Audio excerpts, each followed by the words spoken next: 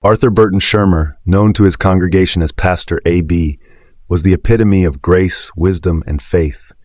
His sermons touched hearts, his leadership guided the lost, and his charisma made him a revered figure in the small, tight-knit community of Readers, Pennsylvania. But behind the carefully cultivated image lay a man hiding dark desires and secrets that would lead to 2 tragic deaths and the unraveling of a lifetime of deception. Welcome to True Crime Memories, where we uncover chilling tales of crime, betrayal, and the dark secrets people try to hide. If you're a fan of captivating true crime stories, you're in the right place. Make sure to subscribe and hit the notification bell so you never miss an upload. Today, we're diving into the shocking case of a respected pastor whose secret life of infidelity and lies led to 2 mysterious deaths, unraveling a sinister web of deception within the church. Arthur Schirmer didn't just stumble upon a life in ministry. His journey began as a young man, raised in a deeply religious family that instilled in him the values of faith and service. His father, a stern but devout preacher, inspired Arthur's path, while his mother's quiet dedication to the church showed him the power of unwavering support. Arthur's charm was apparent from a young age. He was the kind of man who could light up a room with his smile and draw people in with his warmth. These qualities made him a natural fit for ministry, and after seminary, he quickly rose through the ranks, eventually becoming the senior pastor of the Readers United Methodist Church. He married Jewel, his high school sweetheart, a woman of grace and quiet strength. Together, they were a power couple in the church, embodying the ideals of love and partnership. Jewel, however, was more than just a pastor's wife. She was the backbone of Arthur's ministry, organizing events, counseling congregants, and ensuring the church ran smoothly. As the years passed, the demands of ministry began to weigh heavily on Arthur. The constant need to be perfect, to live up to the expectations of his congregation, created a strain he couldn't bear.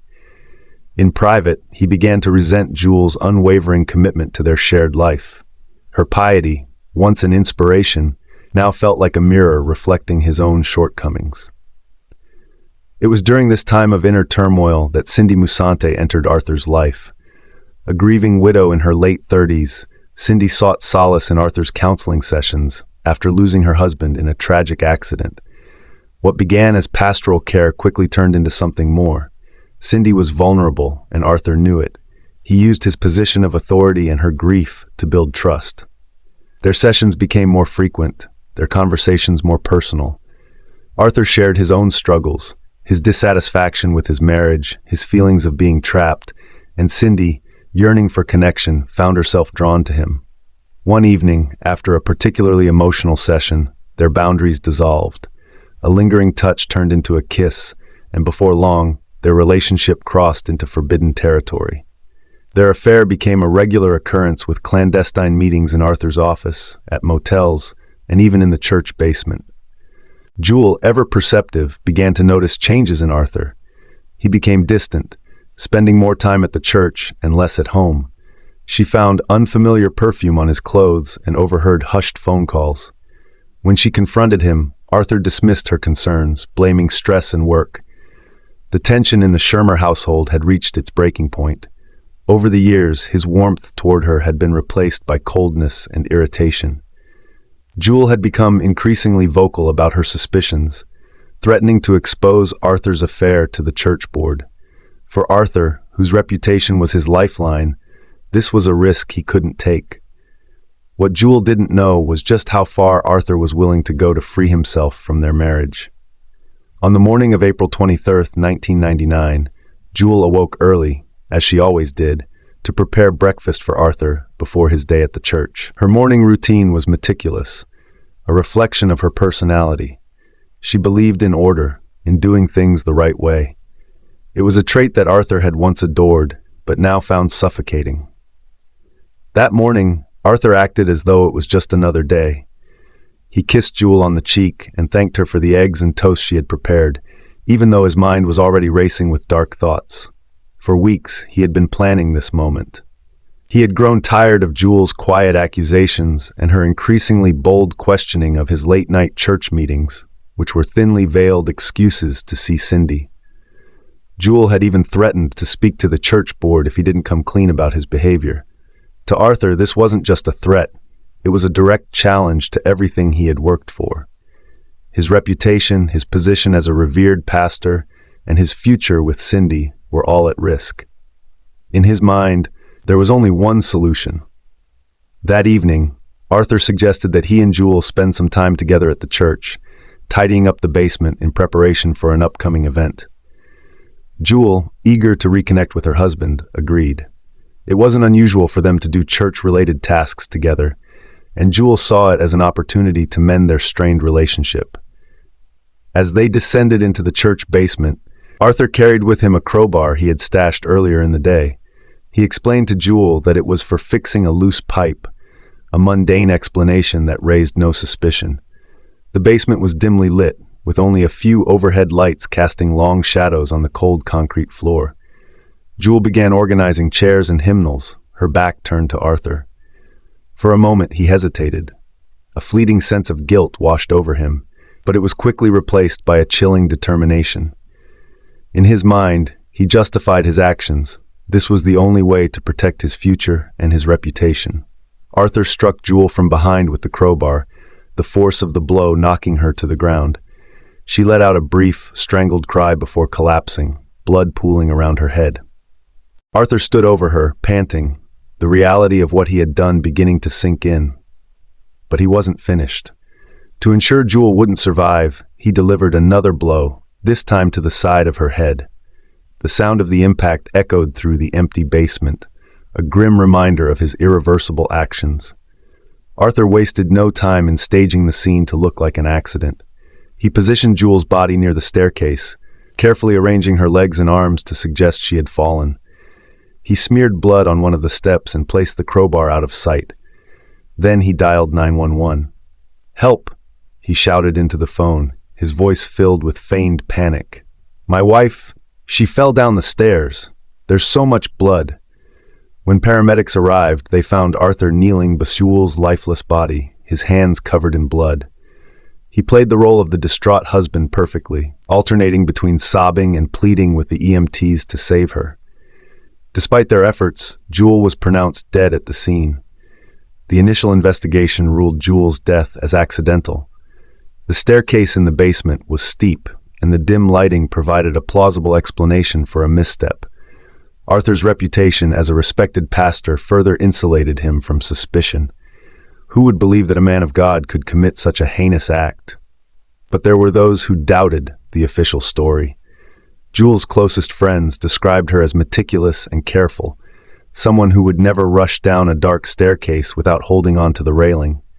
Her sister, in particular, was vocal about her suspicions, claiming that Jewel had confided in her about Arthur's strange behavior in the weeks leading up to her death. Despite these doubts, there was no concrete evidence to suggest foul play. The case was closed, and Arthur was free to continue his life as though nothing had happened. Arthur didn't stay single for long. Within 2 years, he married Betty Jean, a vivacious woman who brought a new energy into his life. Betty was unaware of the circumstances surrounding Jewel's death, believing Arthur's account of a tragic accident. Arthur A.B. Schirmer's second wife, Betty Jean Schirmer, had no idea what dark secrets her new husband carried when they married in 2001. To the outside world, Arthur appeared to be a compassionate and godly man, still grieving the tragic loss of his first wife, Jewel, 2 years earlier. Betty, a kind-hearted and devout woman, believed Arthur was her soulmate. She saw their marriage as a second chance at love after her own divorce. However, beneath Arthur's polished exterior, his dissatisfaction with Betty began to fester. Their relationship was far from perfect. Arthur's controlling tendencies became more apparent as the honeymoon phase faded. He demanded unwavering loyalty and unquestioning obedience, qualities Betty initially mistook for devotion. But as time passed, Betty noticed troubling patterns. Arthur often dismissed her opinions and grew irritated if she questioned him. When he wasn't in the pulpit or attending church functions, he spent long hours away from home. For Arthur, balancing his double life was becoming increasingly stressful. Betty's suspicions of his infidelity grew as she began to find subtle clues: a lipstick smudge on his shirt collar, unexplained expenses on their credit card, and vague explanations about his whereabouts. Despite her growing unease, Betty stayed, believing that their marriage could be repaired through faith and counseling. She turned to the church for guidance, confiding in close friends, and even suggesting to Arthur that they attend marital counseling. But Arthur dismissed her concerns, growing colder and more distant. Betty later discovered that these work-related commitments often involved secret rendezvous with Cindy Musante, the woman he had been seeing during his first marriage. For Arthur, Betty had become a liability. She was no longer the obedient and unquestioning partner he desired. Worse, she had started sharing her doubts with members of the congregation. To Arthur, this was an unforgivable betrayal. His carefully constructed image as a virtuous man of God was at risk. On the night of July 15, 2008, Arthur suggested a late-night drive to clear the air after a tense argument.